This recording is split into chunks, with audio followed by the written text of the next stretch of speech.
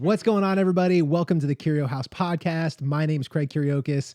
I started this podcast because I'm out there every single day helping people buy and sell real estate. And I run into some of the most interesting people that I've ever met. And I have some of the most interesting conversations that I've ever had. And I get a lot of valuable ideas and content from these conversations. And I thought it would be cool to bring those to you. And hopefully you can get some value from that too.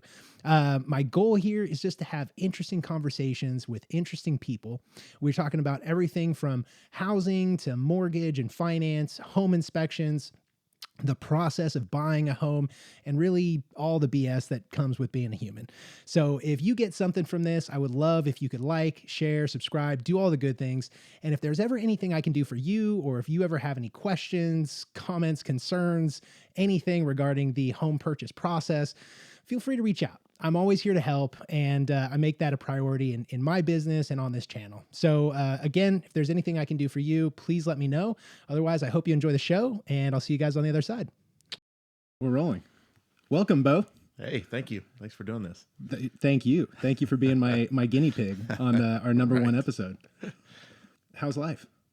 Everything's great. Yeah? Yeah, man. Right on. You been staying busy? Really busy. Yeah. You got that development going in. Yeah, and it's just getting started, so that's been taking up a lot of our time. But yeah, I mean, it's been a blast so far. Nice. How many do you have going in over there? Well, so there's 8 houses right now going in at the landing.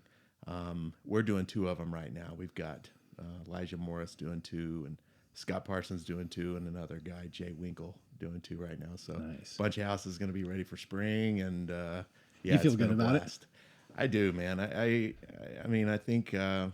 We've been waiting on this opportunity to kind of have a chance to build some more houses out there for a long time. And, the timing's right. There's not enough houses. And so I think people are going to be excited. Well, and they're prime lots. Yeah. So 3/4 acre or bigger. Yeah. And you've got a couple 2-acre lots. Yeah. And a 5-acre lot. And that's kind of tough to find around here, especially at a good price. It is. And, it just so happened that we were able to meet up with these people that, it was the Hawkshaven Airport, right next to the golf course, the coolest piece of land ever. That was just like a little private airport that you weren't bringing like commercial anything in. No, retired doctor that just flew in and out his planes. Yeah. And so, we made it to landing kind of for his sake. Yeah. But, tying it little all in. homage to so there was a grass strip out there, and there's still a hangar out there that we're going to do something really cool with, like make it a farmer's market or kind of a neighborhood hangout. Dude, that'd be cool. Yeah. That'd be way cool. Yeah. Yeah. Right on. And so how many lots are out there? There's 90 lots, and I kind of expect it to fill up pretty quick, but sneaker here though, we were able to get 160 next door recently too, so we're kind of, if all goes well, going to be able to keep on rolling. So will it all be the landing? It'll all be one development? No, actually, I think what we're looking at doing, and Greg may kill me for talking so far ahead, because it's going to take some planning, but there's a need out there for kind of a retirement type place, 55 plus spot where people that don't want to take care of a big yard can hang too. So that's all coming. It's gonna maybe be a while, but well, I think what do they say? Rome wasn't built in a day. Things take time. Yeah, and we know what happened to Rome, so we don't use that analogy too much, but we're pretty fired up though about just everything that's going on around Cedar Valley, and I mean, you just look at what's happening in Guthrie in general and Logan County.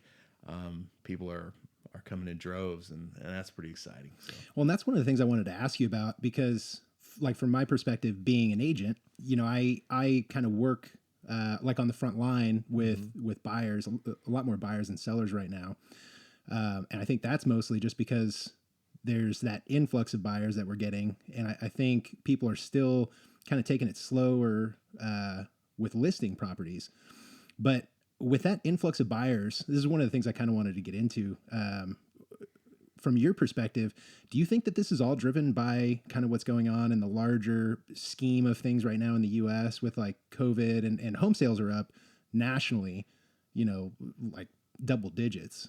Yeah. So, and is that really what's driving Guthrie's growth right now, or is it more that people are, and maybe they're one and the same, but sort of making that migration out of the city into these smaller towns? I maybe a combination because I mean, what do we all know that a couple of years ago when this started, everyone kind of took a good hard look at where they lived because they were having to spend so much time there, Yeah. and that sort of along with pretty good market conditions as far as borrowing money and everything, it's like, hey, we really can make a move and let's decide where we really want to be, and plus we're going to be working there a lot, a lot Yeah. more than what we have been, and yeah, I think that's driving it from other states too. People are looking at Guthrie, Logan County, central Oklahoma, and going, wow, Sure. it's a beautiful place. It's somewhere where I can work remotely and, maybe buy more affordably than, I mean, gosh, because, you've seen it. People from Phoenix, Vegas, California, all come into our area, and it's like, wow. Flocking here in droves. Yeah. There's a lot of people. Yeah, I think we all, I mean, being from here, we always kind of knew like this is kind of a really good kept secret that this is such a good place to live. And people are kind of figuring out like, you know, Yeah. That it's so, awesome. yeah. So I just closed on a property a little east of Guthrie, off of 105 in Timberland Hills. And that was a really fun one to work on, because I really hit it off with the buyer, and we got along great. But he falls into like all of those categories that you just listed. He works for a larger mortgage company, but they're working more on the side where they're trying to keep people in their homes, so people that are behind on their mortgage and all that. But he's in that exact situation. He was living in Yukon, and he was there, I think, for just under a year. But before that, he was living in Portland, or outside of Portland. Wow. And so he was able to sell his house out there, cash in on the money that, or the equity that he had in that. Came out here and he was renting. He was in an apartment and got into this awesome house on 1 acre outside of town. With the neighborhood has an HOA, but they're not super strict on a lot. It's Right. mostly gravel streets over there, Yeah. big lots. And he got in for 190,000. This awesome house sitting on a full acre.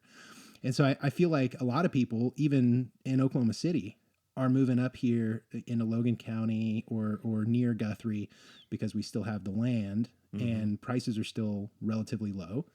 And then I think there's a bunch of benefits of moving out of the city and into Logan County or around Guthrie.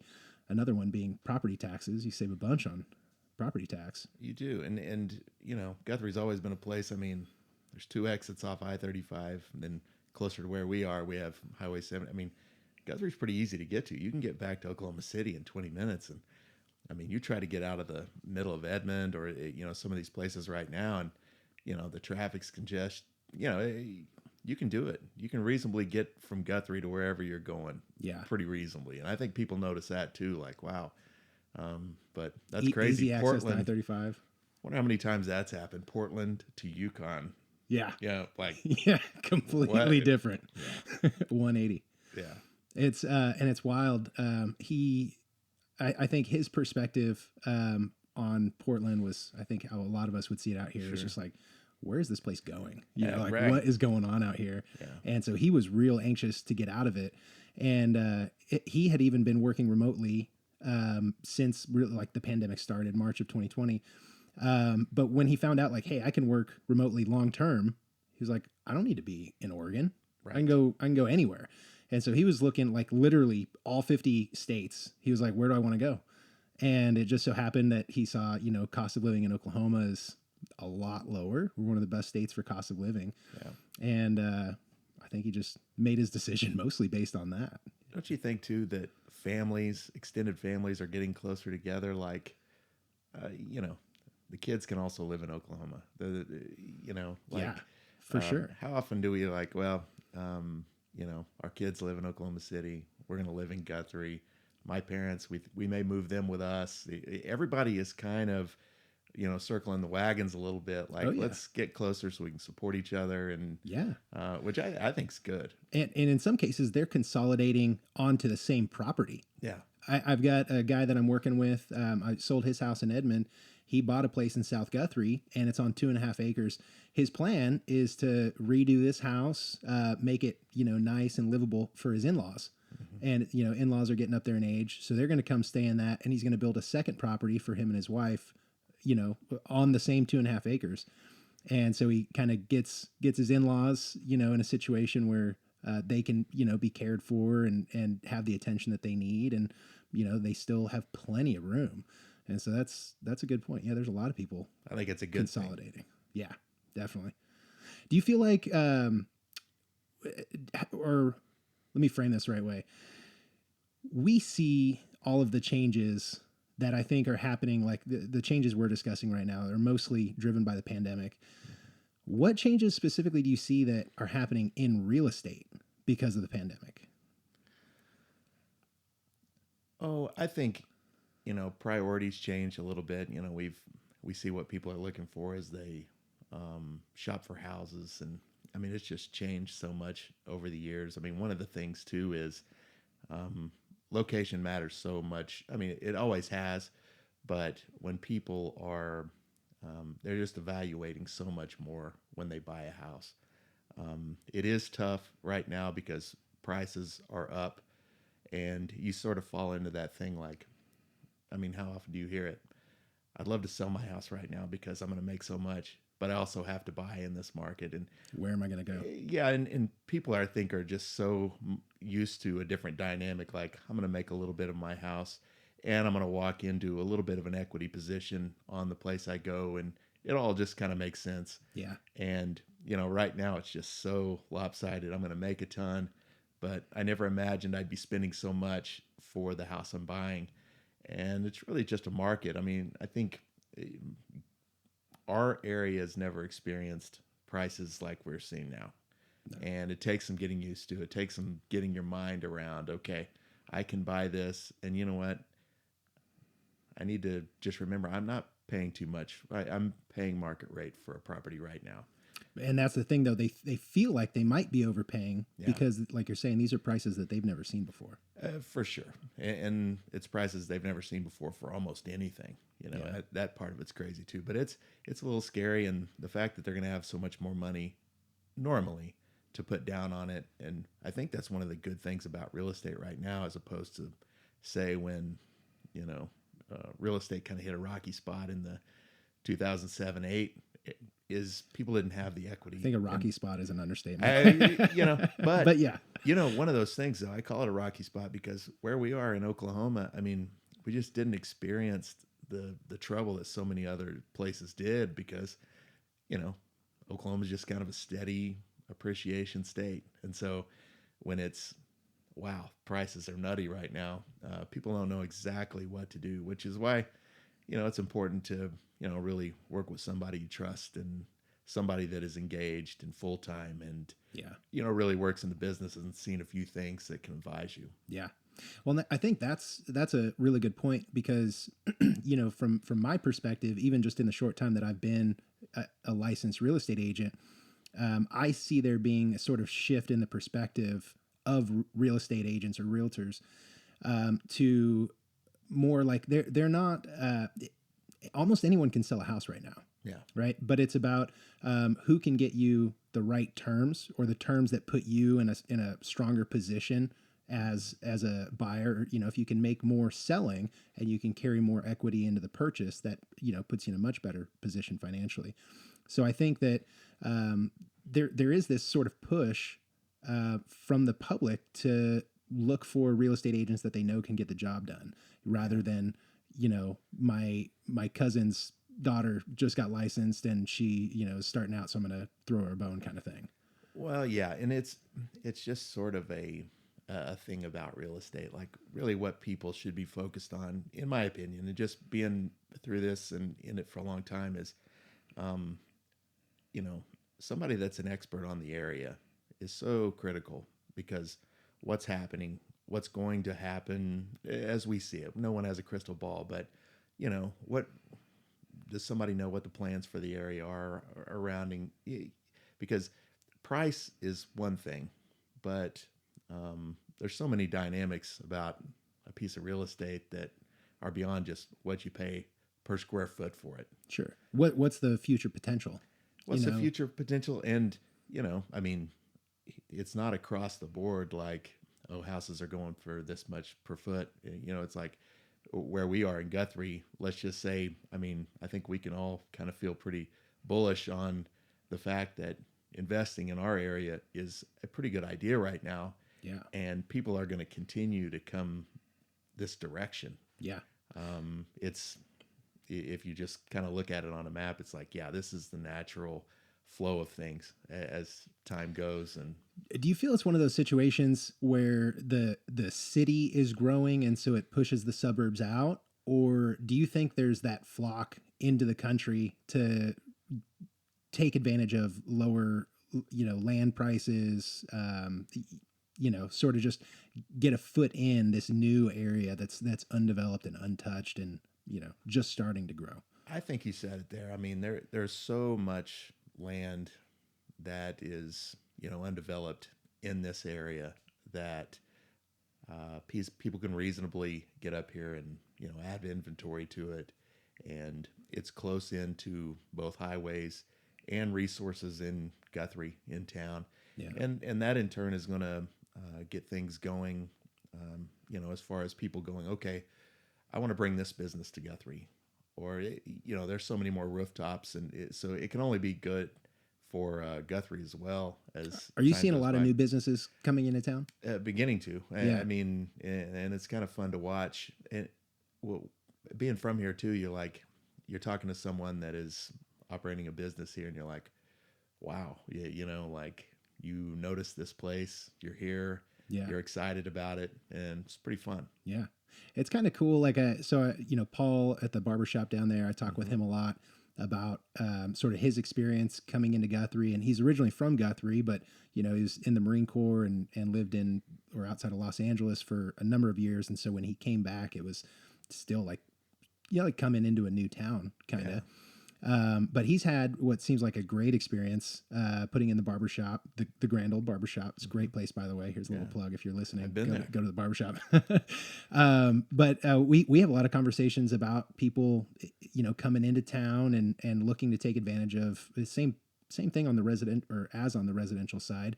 They see lower building costs. Or they see, a booming community, and I think they're trying to get a foothold, at sort of the ground level. And as Guthrie continues to grow, they'll kind of become another staple of the city. Well, people that are from here seeing opportunities that are here rather than feeling like they have to leave to find whatever it is they're looking for. I mean, it's only a good thing. Yeah, absolutely. And Yum Yum Junction. So we got an ice cream shop now, which is awesome. Yeah. I haven't been in there yet, but I hear a lot of good things. No, I do too. And I know Kara, Do you? Yeah, that's pretty neat. And, just anything like that. You drive by there and there's people everywhere, and that's kind of fun. Yeah. So in real estate in Guthrie, you really only have, I think, a few options. But as the population continues to grow, I think you're seeing more like new blood in real estate come into town. And so you're born and raised in the area. Yeah. And so you actually started Exit in Guthrie, right? So what did that look like, back then when you were just getting started in the real estate world here in Guthrie? I mean, I imagine it was just completely different than it is today. And Well, yeah, one of the great things about real estate in Guthrie is, I mean, for one thing, there's a lot of good real estate agents concentrated in a pretty small area. Like when I started, I worked for a firm in Oklahoma City, and then when I had the opportunity to buy a franchise, move Exit Realty to Guthrie, it was 08, 09. okay.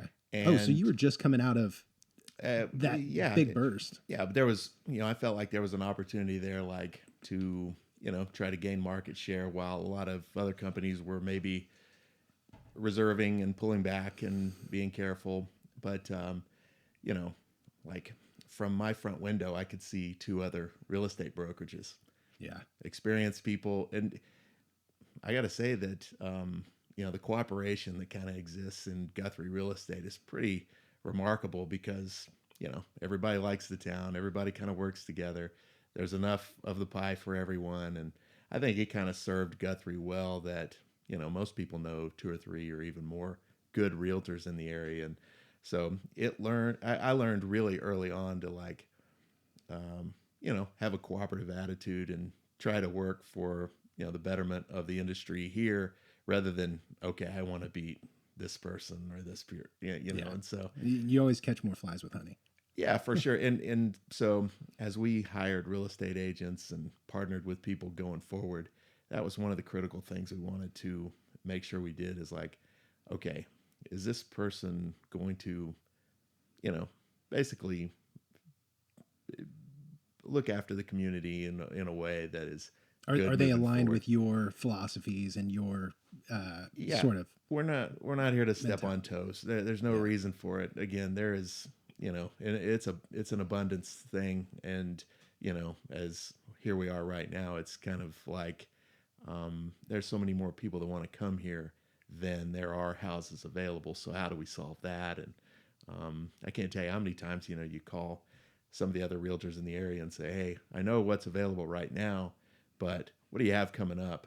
Because Yeah. here's what's happening. And so I've always appreciated the fact that the companies in this area work together so well. Definitely. Have you said something? There's so many buyers in the marketplace, but we lack that supply. Yeah. So, is this the first time that you've seen a supply and demand issue like this accentuated in Guthrie specifically, or? Most definitely, and it exists everywhere. Everybody's kind of experiencing it. It has a lot to do with one. There's so many more new houses that would normally be coming on the market. 2020 and 2021, there was not nearly enough construction, and to keep up with that type of demand. Sure. And there are also people that are like, okay, this is the wrong time to move for us. I mean, we talk about all the people that are like, yeah, it's a great time to move. There's also those that are like, I'm going to hunker down right now and not Not going do anywhere. anything. And those might be people that normally would be adding inventory to the market. And so, as people try to get in for the first time or are moving, and want to take advantage of the good rates, there just aren't enough houses to um, and I don't know if we see that loosening up at all, right now or not, because lumber is continually hard to get. It's high. Do you think so? And also, I had read some stats on NAR's website about new construction and Hmm. how over the last decade, post 2008, we have built less than 50% of the new construction needed to keep up with growth. Yeah, And so we've got one of the biggest generations since the boomers. We've got the millennials that are getting into their 30s and they're now in the marketplace. And I guess I say that because I wonder if that also is an additional factor that's contributing to the supply issue, because we have like you're saying we haven't had enough new construction homes built, no, so all we really have to show people are these existing homes, and I think that at least in my experience with millennials, especially those that have good income, good credit, and everything, a lot of them aren't really looking for an older existing home. They're just thinking new construction. It's going to be less money in the short term in terms of like maintenance and repair and things like that, and they really are out there looking for these like ready-made, ready to move in, nice new updated homes, and they might consider an existing home from at Guthrie we see a lot of stuff from 1930s, 1940s, sure. 50s, if it's been fully renovated. And so, do you like one of the things that I'm starting to do with my partner, who's a lender, is we're going to start marketing a service to sellers for these older homes that maybe could use the updating, where we'll actually come in and we'll front the renovation costs to maybe say fix a kitchen or put in some flooring, paint, things like that would really boost resale value, and hopefully that can help these sellers earn a little bit more in the sale and position them better to find a house to move into. And I Sure. guess I kind of opened a few doors there, but what are your thoughts there? Well, I think it's a good idea. One of the biggest barriers to buying an old house is, the unknown or the fix up costs. A lot of people get in and I mean, if you've bought a house, you know how much closing costs are, you know what your down payment is.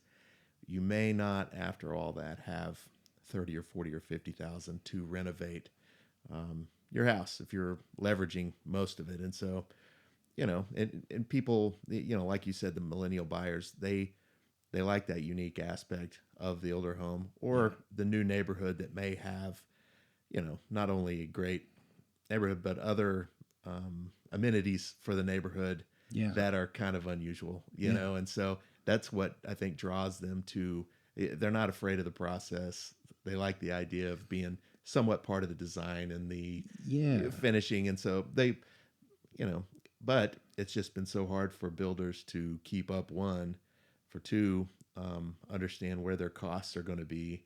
There's just been a lot of barriers, to cross, and so that's an interesting that's an interesting point there, because of the cost of materials and how those are fluctuating. Like we can't give you a number that's set in stone that this is how much your house is going to cost if you're building new construction.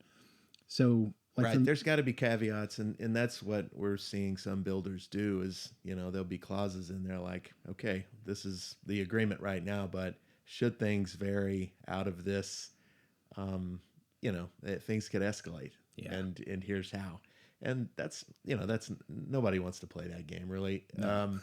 And another thing is I've been talking to some of our suppliers is, okay, they were pretty pressed to begin with, and then the great weather we had in December, which we all kind of loved, it was like, okay, there wasn't much slowdown for the lumber producers to catch up. Yeah, usually they can catch up a little bit in December. I didn't even think about that. Construction just kept rocking. Yeah.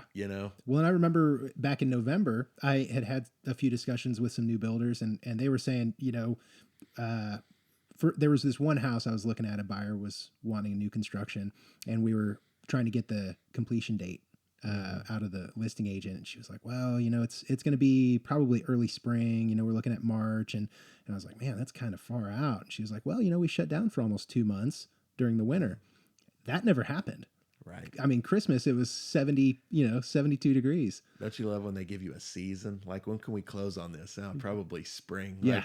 Like, can we get more specific at all? Can you give me like a month, in spring? That's technically what, March, April, May? It could be any of those. Man. So what else is going on in the real estate world right now? Well, something else that we see, and, include you somewhat in that conversation, is we see just a huge amount of people entering the real estate business as realtors, which is kind of exciting on the one hand. For me, is so many people that really are talented to, just like what we're doing right now. I mean, to bring that to the real estate industry is kind of exciting, and people have just come from other industries. Some people are doing that along with something else. And I mean, on the one hand, it's tough. It's tough to crack in with so many people doing this, but it is exciting in that people that, whether they want to, just have a little more control, start their own business or whatever. I'm talking to more people than ever about, just getting into this industry to sell real estate, sell commercial real estate, develop whatever. Yeah. So that's kind of exciting. I see and hear about a bunch of people, signing up for classes to get their real estate license. I actually had, I had started doing more video after the first of the year, and I had posted a few things to TikTok, and my cousin who lives in Hawaii follows me, and he sent me a message and he said, hey man, I love the videos you're making. This is really cool. And I said, thanks. I appreciate it. And he said, by the way, I just got my license. And for some reason, I didn't even think real estate. I was like, he's old enough to have his driver's license. What license did he get? So I responded back and I said, what kind of license? And he's like, real estate. That's where it's at right now. And I just kind of had that like aha moment. Like when he said, that's where it's at right now. I think these young entrepreneurial people, or people that you're saying want to have some control over their day-to-day or their business, their income, they're seeing real estate as like an obvious career field. Mm-hmm. And I think, and I don't know how I personally feel about that, because I think some people have this like misnomer that, you know, you get your real estate license and you're going to instantly, you know, be making a couple $100,000 a year. And I think a lot of, especially young people, don't understand how much of a like customer facing role it is, and the work that has to go in before you can earn a dollar.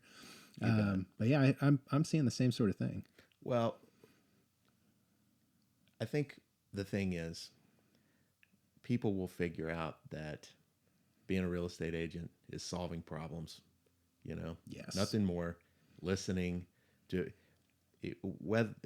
where they got turned on by the real estate business will probably dictate how long they last. Because if they saw something that was, you know, people driving around in fancy cars or doing things, or, you know, it's not that at all. It's meeting people on, you know, a human level that is really stressful for them.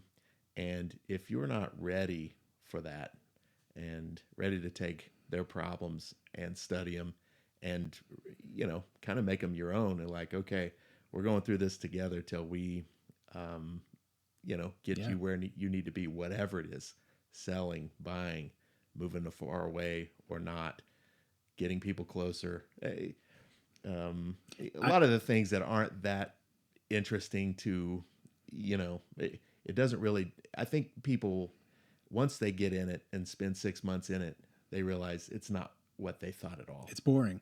Yeah. You know, like it's not like HGTV.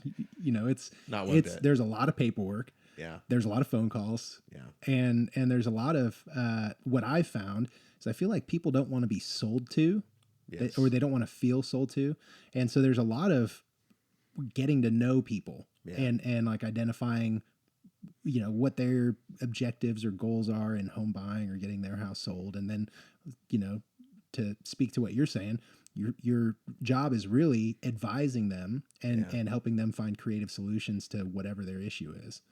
Well, for sure. And, you know, in my mind, and this, you know, people may not like me saying this, especially in our business, but you look at what nurses and teachers and people are going through right now. I think the sort of the ego that exists in real estate, or the flamboyance or whatever, I'm not sure people are all that interested in that. You know, I don't think so like either. when they need you, they need you. They need you to do the job. Yeah. They really don't, you know, Yeah. care about what you're doing outside of that, or making yourself kind of into some kind of celebrity. They really just need you to help them Yeah. with their real estate needs. And if you can do that and you're all in doing that, you're going to be fine. And those are the type of folks that I think our company kind of attracts. Yeah, very much so. We've got a good group in the office. Yeah. I don't, there's not a single person that I can think of that isn't there with the right attitude. You know, they're there to help people and, you know, find unique solutions and, you know, get the job done.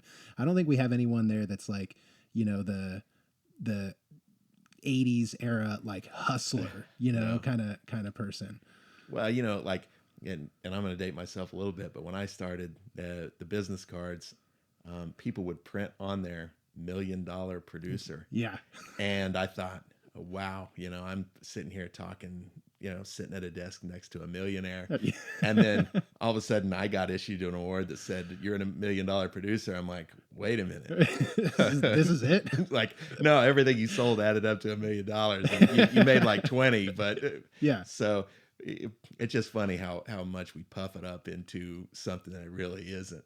But well, I think in the past, you had to, like, especially if you were in sales, you really had to project this air of, you know, success and wealth and money. Like, you know, I made it, I'm doing it, I'm good at sales. yeah. But I don't think I don't think the client's about that anymore. You know, I think they want to know, like, are you competent? Yeah. Can you get the job done the way I want it done? And that, more than anything, I think is the differentiating factor. Yeah. Are you interested in what my family's going through? And can you help us take care of what we're trying to do? Yeah. Other than that, we don't really care about the rest of it. So, you know, it's interesting.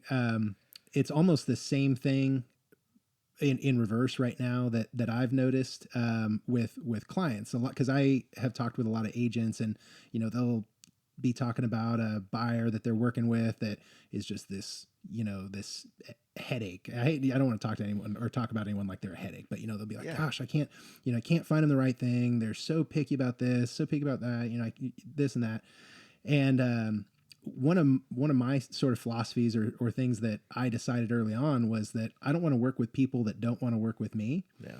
And I think people like on the other side, our clients feel the same way. Like they don't want to work with someone that doesn't vibe well with them or doesn't Right. share their same philosophies. And so I think we're starting to see that too. Like people are more choosing who to work with. They're not just picking the best or someone that looks or seems like they're good at it. They're For sure. choosing someone that they can vibe with and get along with.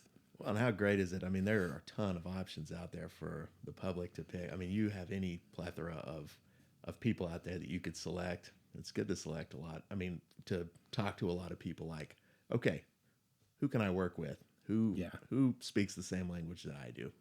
So do you think there's still a lot of interviewing going on? Like No, I don't. No. Okay. No, it as a whole, real estate hasn't done a really great job of, communicating with the public about what you should expect from the realtor. I don't think a lot of times people really know, like No. how many times the term that was always kind of eye opening about that was, well, like you said earlier, I feel like I need to use my, wife's niece. She just got a license. Or I feel like I need to use almost like it really didn't matter, who it is. So I They've ought to got a make license this to sell selection. real estate. And in a lot of cases, I mean, it's fair to say there may be a lot of people that it really doesn't matter. They're just going to do one single thing. They may not be particularly trained that well. That's been another problem for the real estate business is Training sometimes you're going to bump into people that really don't know any more than you do about this. That was a big thing for me because before I got into real estate, I spent a lot of time researching just the industry as a whole, and I have sales in my background, so I kind of knew like the sales and people side of it, but I had to learn real estate as a whole and the markets and everything. But one of the things that drove me to exit was sort of the conversations that we had about like the training and sort of the interaction that I could have with you as a broker that you don't find at some of these other brokerages. You might have an office that has 100 agents and one broker, and people, I mean, if you said, hey, who's your broker? They almost don't know. Right. And if they do, they most likely don't have access on a day-to-day basis to that broker. And so it's made a huge difference for me being able to pick up the phone and call if I have an issue or something that I've needed help with. And not a lot of agents, I think, have that sort of support. No, they don't. And, it's just kind of a sign of the times as people love to get into this industry. There are places that really are just like tries to beget as many people as they can into a company. And, you kind of loosely call it a company because they're a group of independent contractors that don't know one another. And, there you are. I mean, it's just such an important thing, home sale, a home buy. Yeah. And, pretty early on in my career, I felt like I enjoyed teaching people how to do this more than actually doing it. I loved my time out there on the streets running around till 9, 10, 11 at night and trying to put deals together. But, I had mentors when I was coming in and, I always looked up to them and I thought, man, if I can be that for other people, that's kind of fun for me. And, to get people in and watching them succeed and get better and, like what you're doing right now. I mean, you started 6 months ago and, now 7 months ago, but, now as you do the things that you were taught, that you knew how to do, that you found your own lane and, here you are, you've got a lot of people you're working with, helping. And I mean, that's pretty rewarding for us. Do you think so? Yeah, for sure.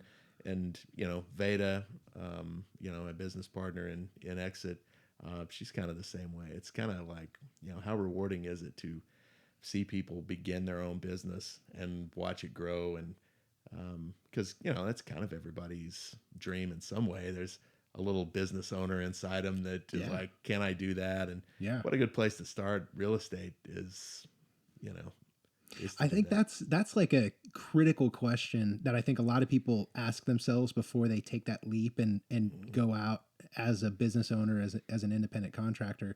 They ask themselves like, can I really do this? Can I make this work? Oh yeah, And dude, it was terrifying to sure. well, and I've been an independent contractor for a while, but when I first like left a full-time job to go chase these paychecks and projects and everything, I was like, there's no guarantee that I'm paying rent tomorrow, or next week or whenever.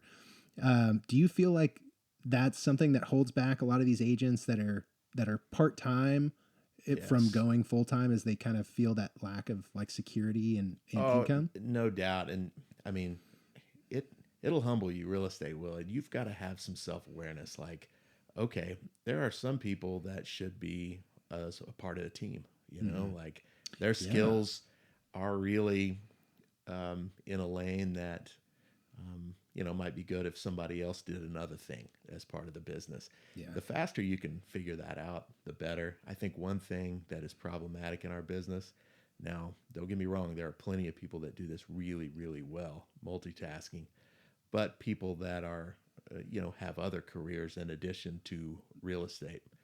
And if you're serving clients and you're not available to them, it's an issue. well, yeah, for sure. Yeah, For anybody, you're yeah, only one person, and you can only be at one place at a yeah, time.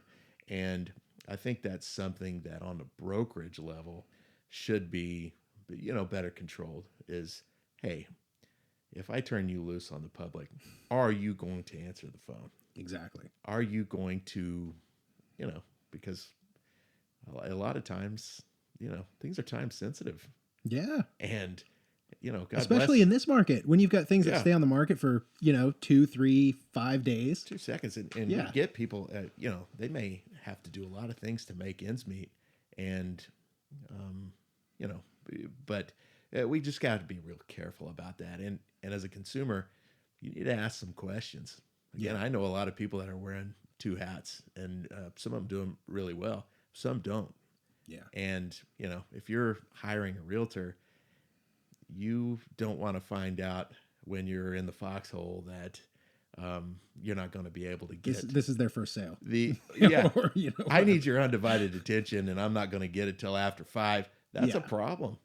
You know what? That just reminded me of this one time I was calling around. I was working with a buyer, and they sent me a property that they saw on Zillow, and they asked if they could go look at it. And so I, pull it up on the MLS, find out who the listing agent is. I call, and it goes to voicemail. So I send a text, and I just said, hey, we're interested in seeing this house. Can we get in this afternoon, or whatever it was? And she responded and said, it'll have to be after 5. That's when I get off work. Hmm. And I was thinking to myself, for real? Yeah. Because like, as a seller, someone selling your home, would you want an agent that's going to basically decline a showing because I'm, at work? I wouldn't. No, you want someone that like lives and breathes this stuff. You want somebody that's engaged. Yeah. And I think you're entitled to that. The pay in most cases um, is certainly worth getting someone's undivided attention. Yeah, I mean, let's face it. absolutely. Absolutely. So, what would you recommend to someone like a new agent that's coming in where they're kind of on the precipice of going full time? Like, what advice would you give them as someone that's been in it for as long as you have?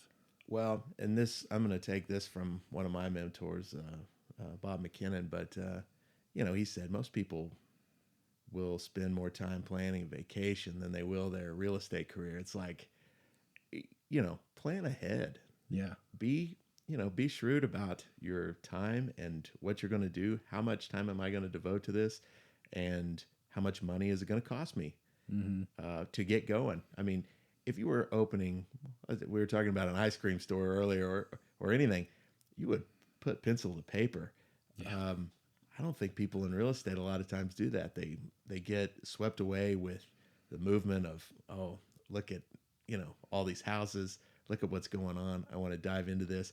I really want to work hard, and they all have good intentions. It's like, I really want to work hard. I'll do whatever it takes, but they have no idea what that is, and they may be limited on whether they can even do that. They may only have a month's worth of savings in the bank, if that, and you could be fantastic and still not be able to last. Yeah. You write a real estate deal, in a lot of cases, it's going to be 45 days to, even close it. And then how long does it take you to actually get that deal? How long does it take you to get that contract? It's going to take you some time. It's Yeah. going to take you some time to penetrate the market and say, hey, everyone, this is what I'm doing now. Mm-hmm. And, we try to do that with people that come on. It's like, okay, let's sit down immediately and, okay, let's figure out how we are going to brand you, market you. Who are you? Yeah. Why are people going to be interested in working with you? And I mean, you got to do that quickly. Yeah. And figure out your role in all of this. For sure. And to kind of identify what problems, because we don't want to bring anybody on that isn't going to be successful. And, if 90 days into their real estate career, they're going to have hardships at home or, with the bank or whoever. I mean, if you be smart. I always love when people come into the business and said, yeah, I started a business before I was in this industry. We're like, okay, so you get it. You know what starting a business is like. Yeah. It's not easy. Yeah. It's tough. And it takes time. Yeah. Not just time, like it takes time to learn the market or time to learn how to write a contract.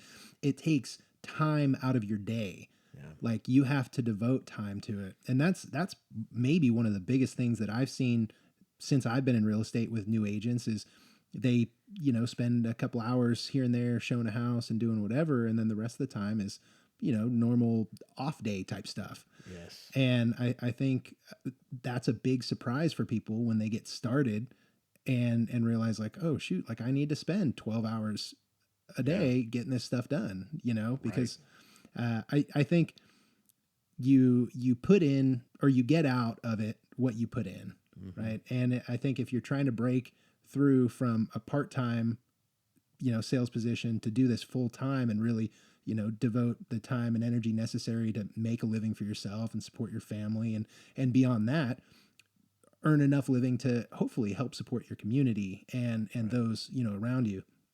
You have to invest that time to, every day to get to that point. You do that, and the public's entitled to a salesperson that's not strapped for cash too. I mean, like, someone that's secure in their own investments and their own, you need somebody that can really guide you. And I mean, we've all been there. We've all gotten started. We've all been in situations like, okay, I need this sale really bad. I'm hopeful that we can, get something done, but that's not a strategy moving forward. Like you're not going to offer and do your best work if you are, under that kind of pressure. No. And even more, if you are strapped for cash, you're more inclined to make poor decisions that affect this person's purchase. Your eyes we're not talking on the ball. Hundreds of thousands of dollars, Yeah. So yeah, I completely agree. Yeah. You got to have your eye on the ball, and that takes time. Well, let's face it, it's not going to happen day one, but you need to be at a place or, talking to realtors now, you need to be with a company that understands where you are, understands where you're trying to go, and is willing to help you, check in with you to help you get there. Yeah. Because gosh, we don't want anybody in their home sale or home buy that has a bad experience. I mean, that's real estate. As many realtors as there are, and there's a ton, it's still a small community in like what everybody's working for. But for the most part, people are just want to help people buy and sell real estate. Yeah. That's it. Yeah. I think you said something earlier about having a brokerage, like as an agent, having a brokerage that will sit and help you define your identity as a realtor. Like what skills do you bring to the industry that are unique to you? What experience do you have that's unique to you, and how can you frame all of that in a way that benefits the client or the public? And having these sort of conversations with you when I first got started kind of instilled these ideas about, like starting a podcast, starting a YouTube channel, trying to think outside of the box and use some of my past experience in film to build something that's unique in my market. because I don't see people in my market doing a lot of, podcasts or Sure. things like this, but it's such a great way to reach more people and to, kind of tell your story and show people who you are and show them that you're competent Yeah. and this is your business. Right. And so that's something that I've been really, kind of gearing up and trying to steer everything that way is, like take advantage of who I am and the experience and know-how that I already have to be, um, that gives me a value proposition that not every real estate agent in the area has. Well, to give people the opportunity to get to know you before they call you to have a visit in their living room. Yeah.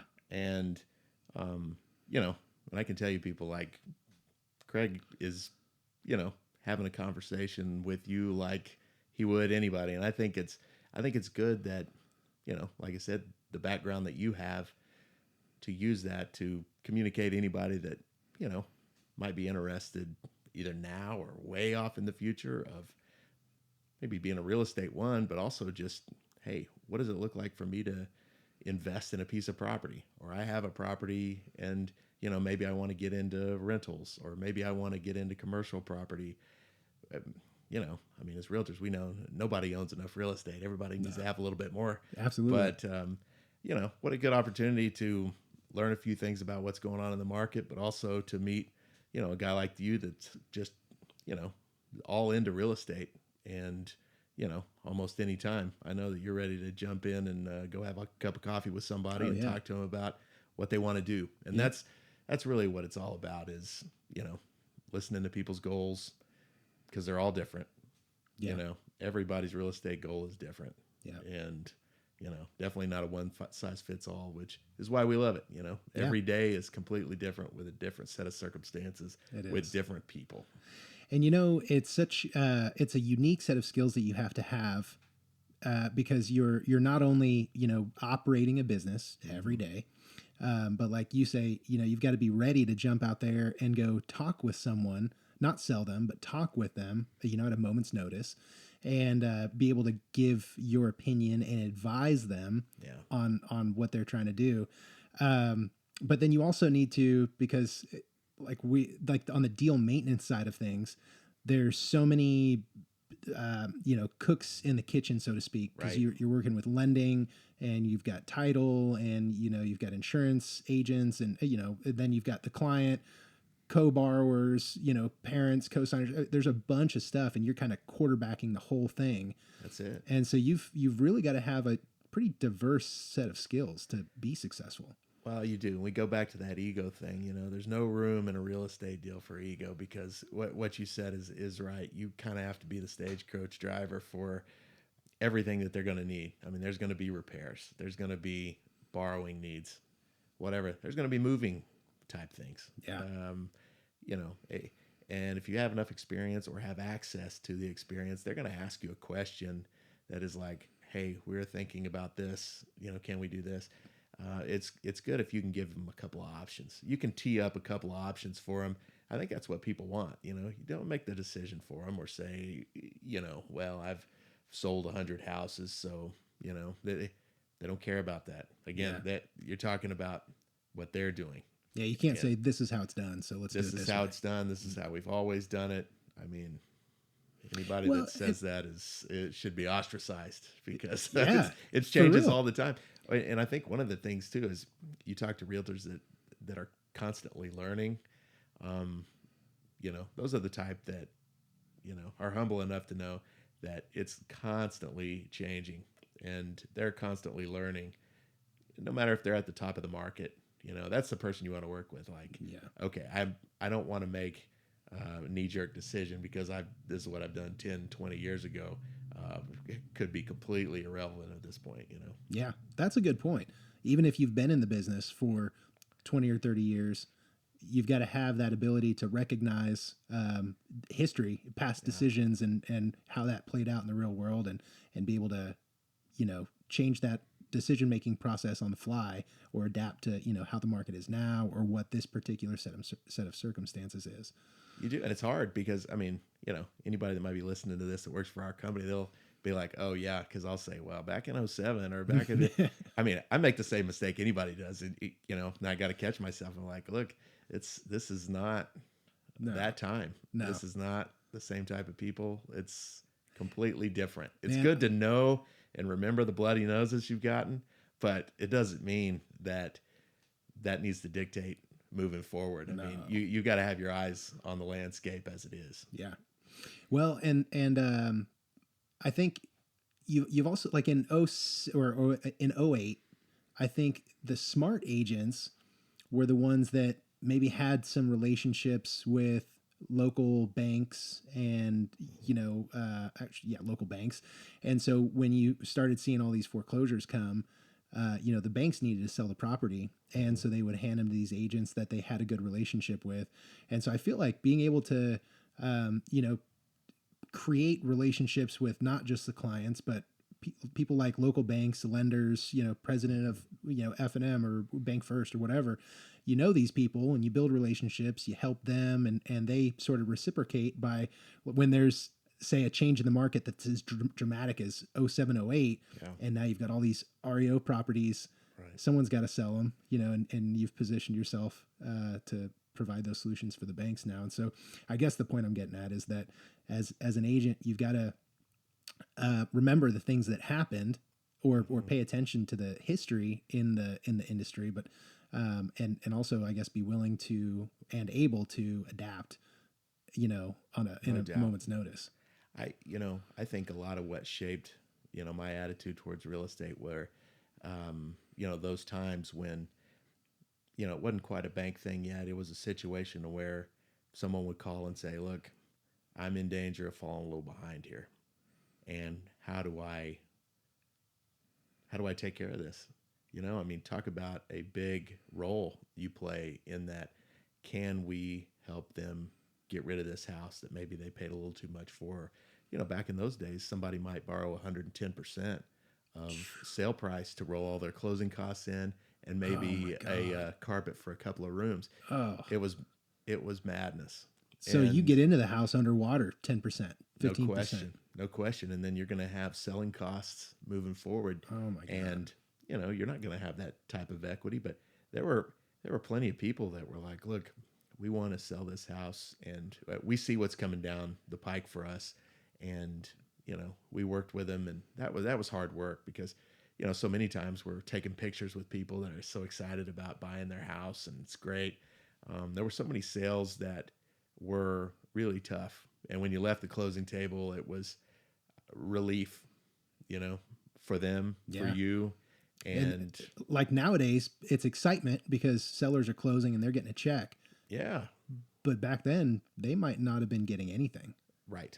And so it was They just may have been bringing money, oh my God. and in a lot of cases, they were relieved to be able to do that because that follows you, that your credit, Yeah. your if you've had a bankruptcy, it happened to so many people. It's certainly nothing that anyone should, because those were tough times, and there were people out there that were doing some pretty unsavory things too. They were knocking doors or calling and saying, "Hey, why don't you refinance your house?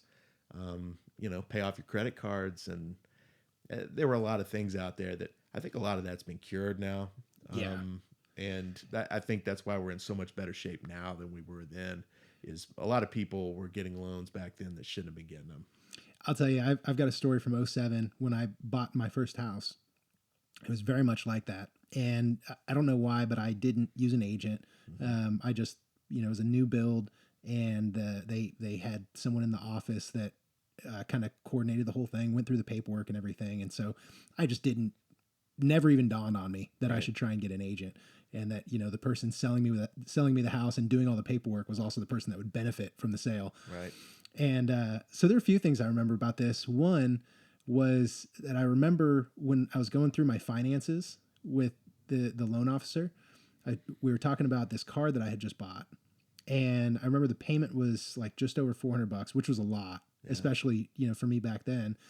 And they were saying, "Well, we can clear that off of your credit. We'll just roll it. We can roll it into the house, And, then that way you don't have to have that monthly payment. It's just included in your mortgage.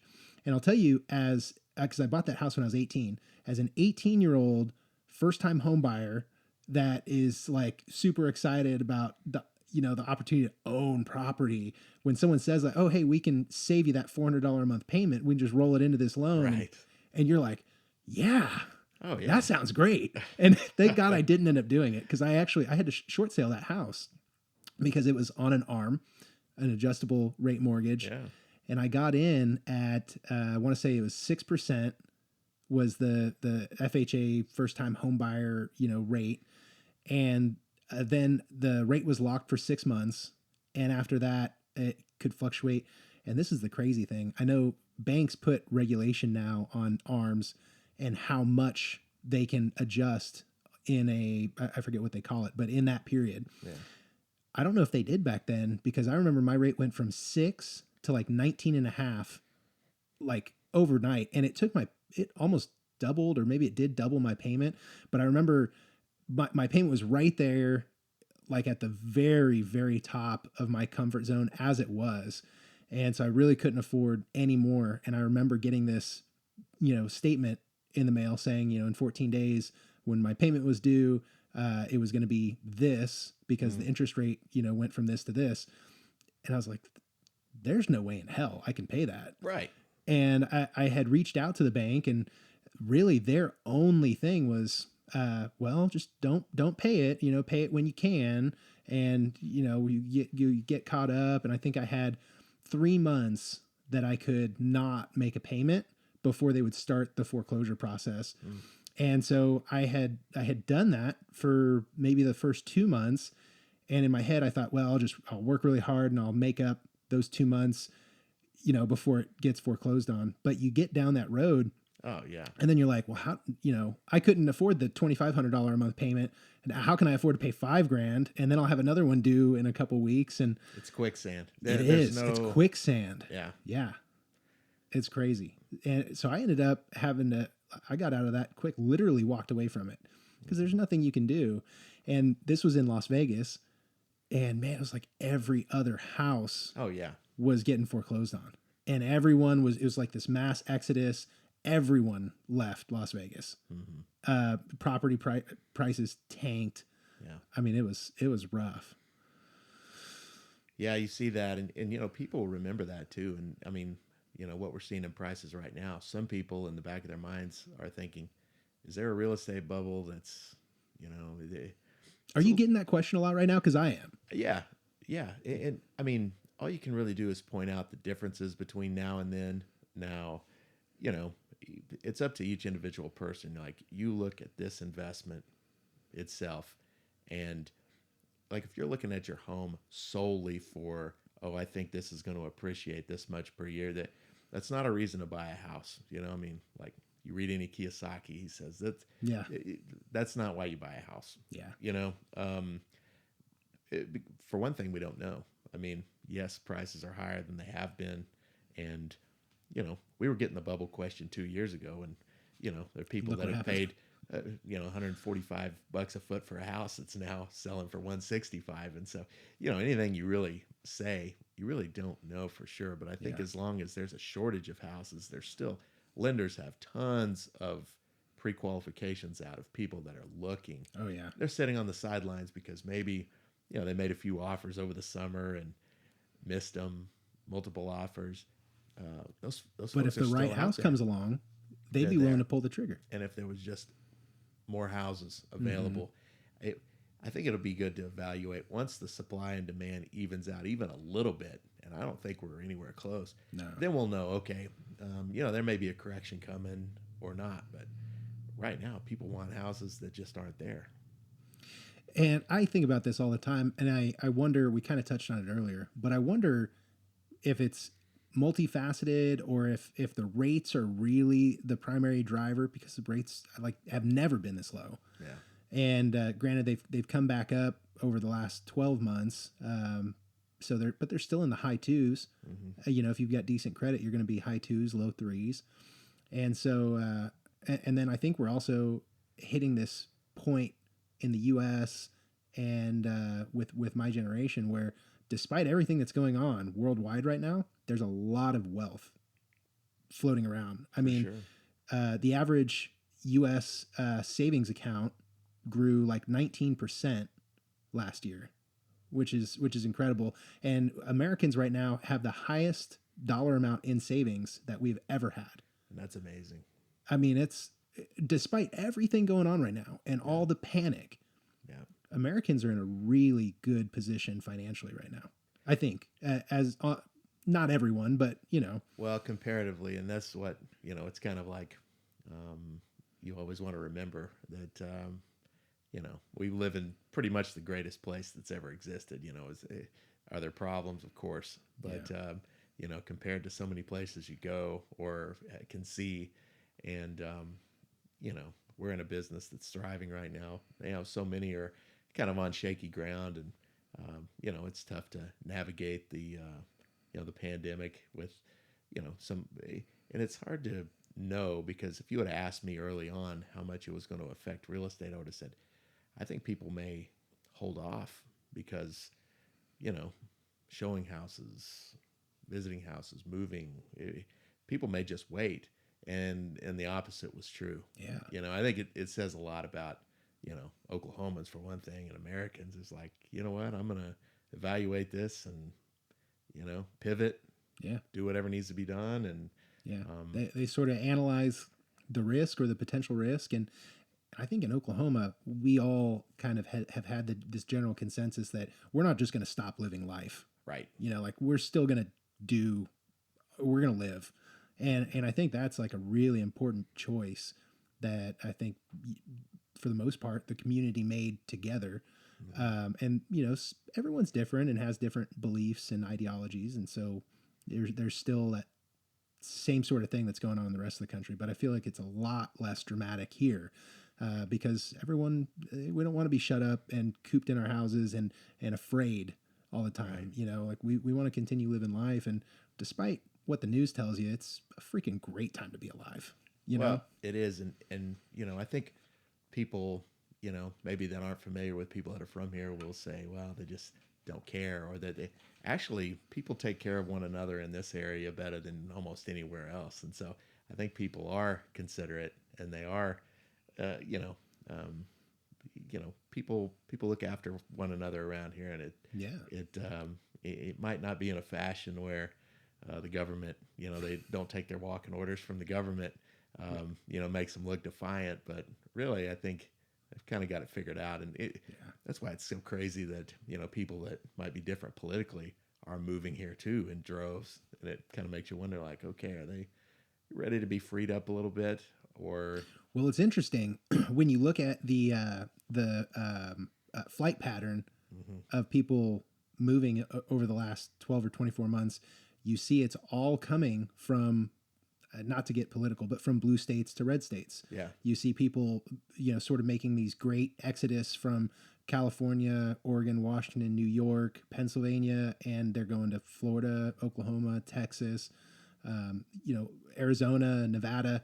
yeah, And it seems counterintuitive, it, but yeah. is that a reflection of how people, really feel? Like, Well, I think in some cases, people are like, okay, I'm at a point now, like, yes, I do believe this, but I also have to go out and make a living, and I don't yeah, know who those people are, but I've talked to some that moved here, like, I have to get on with life. I have things, I have obligations.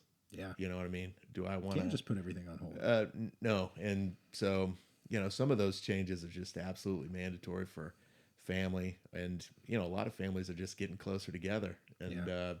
I think that's cool. We go back to that. We already kind of said it, but, generations all moving into the same neighborhood or general area or plot of land. It almost goes back, full circle to when the country was born. It's like, Yeah. people are Yeah. doing that Staying again close to family, and for sure. that's kind of cool. I Yeah. like that. I like that. Man. So what do you think's what are we gonna see in real estate in the next, say, 12 months? Like what's 2022 gonna be like? Well, this may not be all that exciting. But in my personal opinion, it's going to be more of the same. That there's going to be not quite enough houses. I think builders are going to do their best to catch up. Do you think you're going to see prices continue to rise, or do you think they'll stabilize a little bit and sort of just ride that high? I personally think that they'll stabilize. They'll still go up a little bit, but not to the extent that they have been. And part of that will be due to rising interest rates. There is going to be high threes, low fours this year. I think it just has to be if you look at, what's happening nationally and everything, inflation. The rates are going to go up. Which anybody that's like my first interest rate was 7%, and everybody told me that was wonderful because they knew 18%. So 4 is still good, but if the prices continue to climb, I mean, let's face it, that does limit the buying power that people have. I mean, it affects the payment so much. So, what one point in interest takes your buying power down 10 grand, right? Or something like that. It's going to be something in that. It might even be, it might be more than that. So, if you're out there thinking about the move, and even if you don't have a house you want to look at, that's something that, I mean, realtors have done a good job convincing the public they're too busy to just have a conversation like, look, I'm not moving right now, but, tell me, what should I be thinking about if maybe I'd like to move this year? Lock arms and start working on it together. And so that 3 months from now, when that thing pops up that you really like, everybody is in lockstep, And that's such an important thing, I think, for the public to know and also for a lot of agents to realize. And it's something that kind of smacked me in the face because I've got a lot of buyers that I'm working with, and the inventory either isn't there or it's not the right inventory.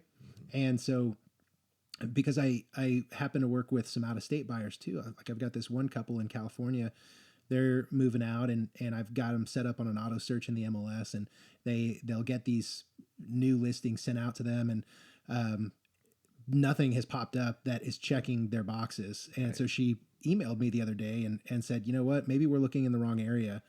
Because I'm not seeing what I want, pop up. And you just kind of have to remind them that, it might be a couple months, before the one pops up. But the important thing is that we're ready to move on it when it does, and just be in a position, like you said, you be in lockstep. You got the lender looped in, you got kind of everything ready to roll when the right one does pop up. Absolutely. And have the discussion. Okay, when this hypothetical house comes, what's our strategy on our offer? What are we going to do? You don't want to draw up the plays when you're out there, have something figured out ahead of time. You're like, okay, these are not going to be big things to us. These are, as we're negotiating this, what's realistic for us to expect? Because, we've all had it to where none of these conversations have been had. And then you're having this discussion with your agent while you're in the middle of the deal. And guess what? You think, well, this guy just wants to protect his deal. Yeah. You haven't built the trust. As realtors, I think we all hope that we're someone's realtor for life, their kid's realtor. That's the type of business we all want to build. But do we talk to one another except when we're doing real estate deals? Maybe not enough. No. You can't have your shared goals, discussed if you don't just do it. That's a really good point, because I've always sort of looked at and I hate to look at these as transactions. Yeah. Which is why I keep saying relationships over transactions. Right. But I keep looking at that transaction as like, I'm going to nurture this and I'm going to take care of this. And one day, I'll find them the right house and I'll work a good deal and we'll make it happen. And then in my mind, I think, a year, two, I mean, however long it takes, eventually, if I build that rapport and I add enough value to the client, they're going to reciprocate and they'll send me someone, or when they're ready to sell again, they'll call me or whatever it is. I think one good relationship in real estate is worth 10 transactions. Yeah. And I mean, by that math, everyone is worth 100. It's just, well, for sure. And it just requires one thing that we ought to be doing, which is providing value all the time. Yes.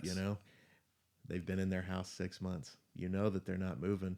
But guess what you could do? Send them a little information about what's going on in their neighborhood. Yeah. You know, I Yeah. mean, is that going to get you somewhere within 30 days time as far as the transaction's concerned? No, probably not. But But which that's is not what why it's most about. yeah, that's why most people don't do it. Like, okay, they're checked off the list. When Yeah. what a mistake. Yeah. You They're know? checked off the list. No one's ever checked off the list. You No, know? no. I mean, you're missing the best part. They're enjoying the home that you helped them find, Yeah. and you vanish. Yeah. What a bad idea. It is a bad idea, huh? So 2022, we're going to see prices hopefully stabilize a little bit. I think we both agree we're going to see buyers continue to be in the marketplace, almost waiting in line for the right thing to pop up. I'm sure, to battle inflation, rates will rise a little bit, and we'll probably see buyers either adjust the price range that they're looking in, or maybe put plans to purchase on hold for a little bit, or maybe not. But what do you think is going to happen on the seller's side? Do you think that as we start to see prices stabilize, we'll see more people choose to list their homes, or get ready to list? Or Yeah, I mean, that's our hope, that that kind of thing will happen with rates being up. Something that periodically in a market you'll see is people will opt to refinance their loans rather than move. Well, that's not going to be something probably that's going to be an issue on that side of it. You just hope they don't go up so much that it's a situation where it's like, boy, I hate to walk away from this 3% rate and buy at a 4.75 or a 4.5. If I'm going to get similar apples to apples ish houses, it save makes money it, on the rate? yeah, yeah. Yeah. So I think it's kind of remains to be seen on what sellers will do, but I think there's going to be more of them than there were, over the last couple of years. And I think it's going to take some creativity on the part of the buyers and the agents too. Is a lot of people don't want to put their house on the market. They may sell it, but let's face it, how many people have you talked to that says, I don't necessarily want a lot of traffic through my home right now. Oh man, it's all over the place. I wouldn't mind selling it in kind of a controlled sort of situation. You know, agents need to know these things. Agents need to kind of have an idea of, again, it's a need, it's a concern. It's Yeah. got to be met, and it's just a new one for us. Yeah. And that should be part of the consultation, not consultation, but if you're having these conversations and you're talking with a seller, and you hear, a scenario where, I'd be interested in selling, but I'm not trying to, have open houses and get 30, 40, 50 people coming through and, this and that. I think you're right. Agents can, take a step back. Let's, find some out of the box sort of things we can do. Like, let's look at doing a virtual tour and posting that, with For the sure. listing, or, whatever it is. You got to adapt. You got to be a problem solver. You Yeah. never know what the concern is going to be. Exactly. I mean, whether you're herding the cats of the house we've done it all. We've rounded up pets. Yeah. We've tried to get people to wear booties through houses, and that's going to be something that makes each individual client comfortable. I Yeah. mean, if you're interested in doing that type of thing, you'd probably be good for our business. There you go. Yeah. Yeah. Cool, man. Well, hey, I appreciate you coming on and being my guinea pig for the first episode. Hey, I hope it worked. I appreciate you doing it. I really think, and I hope people out there will listen, because and give you feedback too. Like, what do they want to know? Yeah. Because it's a good medium to get that. I think it really is. And one of the reasons I wanted to do a podcast was because I wanted to be able to have these conversations like you and I, and, other agents that I talk to. We kind of have these great conversations, but it's just a conversation between two people. And I feel like when you can bring these sorts of conversations to people that are on the other side of it, buying and selling real estate, just brings value to them and helps them understand more of what's happening in their market, in their community, and how they can position themselves to, be better in real estate, and make out better on their sale, or get a better deal when you're purchasing, or, whatever the case. Or shoot, if they're just interested in keeping up with the market and the community, I'd love for them to, tune in, and hopefully they can get something out of it. For sure. Well, thank you, man. Yeah. Thank you. Appreciate it. All right. Until next time.